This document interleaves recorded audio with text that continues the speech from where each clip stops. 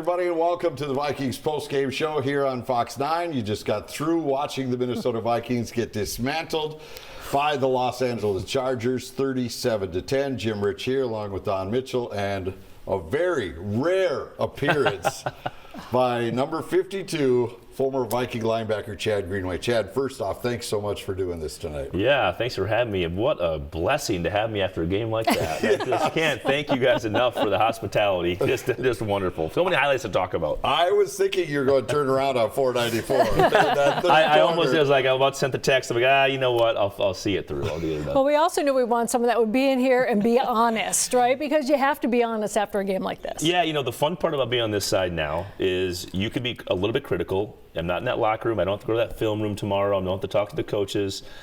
And just understand what those guys are thinking on the road, going west, and what it's like to come off a loss like this. It's going to be tough moving forward. They're going to have to dig down and figure out who they are. What was the worst stinker that you remember that sticks in your craw? Yeah, unfortunately there's a few. But the one that really burns me was 2015, started the opening night weekend in San Francisco on Monday Night Football. We played the late game. They do the double game on the opening weekend. We played the late game in San Francisco, and we get thumped. We just got beat up. They were more physical than us. In every category, they were better than us. As a linebacker, when you can't stop the run, you're not physical at the point of attack. You feel like you get beat in more ways than one. And that night, you felt like not only did we lose on the scoreboard, but we also lost kind of the physicality piece. You lost a little bit of pride. That was one that kind of sticks with me. Well, that's the thing that you just mentioned in your opening statement, is that they have to find their identity. And this team doesn't seem to really have one right now. Do you see what KOC is trying to build here, or what the identity of this football team should be right now? When you look back to let's think back 2 months ago when the season's going to get started, everybody's excited and Super Bowl's in front of you and everything's in front of you. You say this team can win a lot of ways. Man, we got a passing game. The offensive line is rebuilt and healthy. The running game now looks solidified with fat speed, kind of thunder and lightning approach. Right. Weapons all over the place. Then Thielen comes in. Everybody's like, let's go. And then injury happens, all over the offensive line, decimated. How many starting combinations have we had, different combinations throughout 15, games? 16. Which makes it almost impossible to be successful in the NFL. Then you look at the defensive side of the ball with the energy they had there with Flores, getting the free agents in, the right free agents, the right guys. You kind of look at this team and say, these guys can win a bunch of different ways. But then now we haven't solidified who we are. And to me, I think back to some of my best years with the Williams Ball was we could stop the run and make teams one-dimensional. And defensively right now, we can't stop anybody defensively against the run. And again, it's not, is it scheme, is it personnel? You don't know until you're in there watching the film, but the reality is the Bucs got to stop somewhere defensively. And offensively, you got to get healthy. And you see Wentz every time he's clutching his arm and he's trying to battle and he's running around for his life. And it's not the offensive line's fault. When you can't communicate with each other over the course of not having the same group multiple games in a row, sometimes multiple series in a row, we can't even get that. It's just a health thing, and that's something you can't control. We'll get into it more about Wentz later, but it pained me and everyone else watching to see him continue. Would you have pulled him sooner? I think he's earned the right to have the rope to say, hey, if he's ready to come out, he's going to tell us. And I think he's clearly was good enough to play. Obviously, we kind of want to, especially Gopher fans, want to see the young guy come in and get some reps. Right, had a great preseason. And when the game is sort of out of reach, which obviously Rosenberg got some run, could you maybe given him some earlier and seen what he really had against real defense, against real bullets? We didn't see that. But with Wentz, I feel like veteran quarterback, veteran coach lets him make that decision. Well, then we don't have another quarterback controversy. Rosenberg came in and lit it up, right? And tied it up, and then we'd have to start all over again. Yeah, but that's a good thing. The more talent you have, the better off you are. But we don't need a quarterback controversy, right? We just want to have the right one on the field all the time. All right, so you look at where they sit now, 3-4. They finally get a chance to catch their breath. They had the bye, but you flew back overseas, and you had to basically put your life back together again because you were gone for 10 days. No team had ever gone through that. Then you're trying to rehab. So this is the window here. If this season is going to be saved, it will more than likely have to coming out of this window here against Detroit. And if it's J.J. McCarthy, he better be ready to go. Yeah, I think it's a 10 days of a little soul searching. It's like who are we, who we're going to be, and what's the season going to end up to be. This next 2 games to month. it's gonna dictate our season. And our locker room's reaction, our staff's reaction, our players' reaction, the way they talk to the media after this game, the way they approach this is going to be everything. And because the season is not lost. The reality is as good as our division is, if we go win these games, we're in the mix.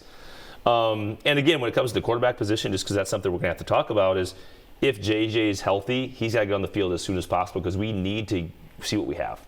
We've seen, essentially 7 quarters, one really good quarter, and the other quarters have been vanilla in that stinker of a Falcons game. We need to see for the future of this organization what we have in this young guy because we're all excited. We want to give him a chance, but at the same time, an unhealthy offensive line. What's he going to look like for a young guy? You don't want to take put a young guy out there and lose confidence and lose all the things you kind of had going into the season. Reality is this month's important, to your point. All right. I got some halftime numbers here for you, Chad. Chargers were 5 of 6 on third down. Yep. Vikings were 2 of 7. Chargers 266 yards. Vikings 93 total yards. Chargers 18 first downs. Vikings 4. Chargers 82 yards on 18 carries. Vikings 5 carries for 10 yards. Now, if I close my eyes and just heard those stats, I would say the game was probably 21-3. What was the score? Right. Yeah, 21-3. Yeah, I mean, the reality is when the numbers on the sheet tell the story, it's because we're not getting off the field on third down. We're not able to stay on the field offensively. These are just the reality of football. When you go into a game like this on the road, going to the West Coast, you have to be able to limit the defensive time on the field. And when you're not able to get off on third down, that offense is 3 and out, quick, defense is back out. It's just not good for the team. It's not good for your overall ability to win a football game on all 3 phases. Yeah, and the thing to me about all those numbers, that the Vikings only rushed the ball 5 times because you thought now that you had Aaron Jones back and you had Murphy there, or Mason. You thought that that's what they would try to do, especially when you knew Wentz was coming into this already dinged up. So that's the injuries, and you get physically outplayed along the line, but it just didn't seem like they were committed to trying to get that. And maybe it was the injuries on the O-line, and they knew they couldn't do it that way, but that's the thing that really pops out on me of those first half numbers. Your issue is your first down. If you are always behind the sticks and you're first and 10, and all of a sudden you have 2nd and 9. 1st and 10, now you have 2nd and 11. Well, you can't get in a rhythm with your running game. And, I always talk about offensive line. When you have 5 people working together, extension of a tight end coming in there, then you're working with the running backs in the backfield, not having a cohesive unit from a communication standpoint. Those old linemen are chatting, they're talking within that line of scrimmage before the snap. They have a communication pattern that it's like a different language. And when you take one of those people out and a new person is plugged in, and maybe they're not working together, maybe they're playing different position, different calls, they handle the movement differently. It just affects so many things. You can't catch your rhythm. All of a sudden now you're 2nd and 9. Now you got to throw the ball 2 times. Incomplete. 3rd and 8 or 3rd and 9. You throw it for 5 yards, and you can't get out, and you're off the field, and the defense is back out. It leads to having no momentum, and it's really hard to push forward as a team that way, especially on the road, going west. All right, let's back to the Vikings postgame show, presented by Dietz & Watson. Welcome back to the Vikings postgame show. Jim Rich, Chad Greenway, Don Mitchell here, and now we bring in Pete Bercich, who called the game on the Vikings audio network. I got it right this time. No longer radio, audio. You are all over the universe.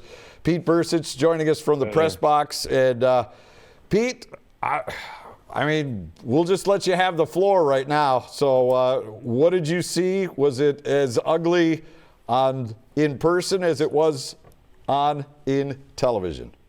Yeah, it didn't look any better from this angle than it did probably from any other angle. And not an outing that you're used to getting out of the Vikings. You look at last week with the loss to the Philadelphia Eagles. There was a play here or a play there that had it gone the other way, the Vikings could have won that game. In this case, it never really got going. Offensively, never really got into any type of a rhythm. 3rd downs were 2 of 8 by the end of the game. And conversely, we really didn't do a whole lot to shut down the Chargers. Herbert used his legs and made people miss. And by staying on the field and extending drives, basically with time of possession and everything else, kind of just wore our defense out to the point where even the running game became very difficult to stop toward the end. And this Chargers offense had been struggling running the football. But when you're 2-1 in possession and 2-1 in plays and everything else, it's a leveler. So, for the Vikings, losing Josh Oliver, seeing him getting carted off, that's not good. By the end of the game, we still had 3 of our 5 offensive linemen being backups. So you're kind of in the same space that you were weeks ago. And, and you look ahead, the schedule is not going to get any easier. You got to go to Detroit, and then you get a pair of home games with Baltimore and then Chicago, who's 4-2, by the way. So it's not going to get any easier. It's the NFL, and some decisions are going to have to be made to figure out what's our identity coming from this. And I think that's kind of the biggest thing with this whole thing, Jim, is just what are we trying to do offensively, right? What type of a running game are we going to establish? Our passing game, the route concepts, all those things, and just none of it worked tonight. So credit the Chargers with doing that, and the Vikings now, you got to lick your wounds and get yourself ready, because they're not gonna cancel games. They're not going to give you an extra week, right? You got to get yourself ready. And the Lions have a bye this weekend, so they were all probably sitting around watching this thing. So it's going to be tough. I mean, but that's what you want, right? You want a challenge, and that's what they're going to have after coming off a game like this. Everyone's going to look at them and say, now you got to go into Detroit, and a place you haven't won in I don't know how long, 4 years. That's going to be tough to do. It's going to be impossible to do. Well, that's what you want, right? You want a challenge. You want to face something like that, and then go out there and get it done. No one's going to give them a chance going into the Detroit game. So go out there and steal you one. Let's see what happens. You got nothing to lose now.